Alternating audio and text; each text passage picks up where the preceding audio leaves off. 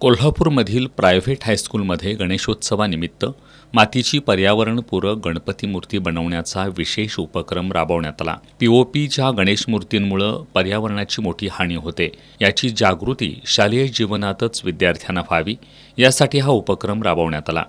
यामध्ये आपल्या परिसरातील उपलब्ध साहित्यांमधून विद्यार्थ्यांना स्वतः घरी गणपती तयार करता यावेत, यासाठी ही कार्यशाळा आयोजित करण्यात आली होती. कला शिक्षक प्रशांत जाधव, सुनील गोंधळी आणि रोहित कुंभार यांनी विद्यार्थ्यांना याचं प्रात्यक्षिक करून दाखवलं. उपलब्ध माती, कागदाचा लगदा आणि खळ यांचा वापर करून हे इको फ्रेंडली गणपती तयार करण्यात आले. या माध्यमातून प्रदूषण कसं कमी करता येईल याची माहितीही दिली. यावेळी मुख्याध्यापक GS Jambhalikar, PM Joshi, Rajesh Jadhav, doctor Vidula Swami, Savita Salokhe आदी उपस्थित होते.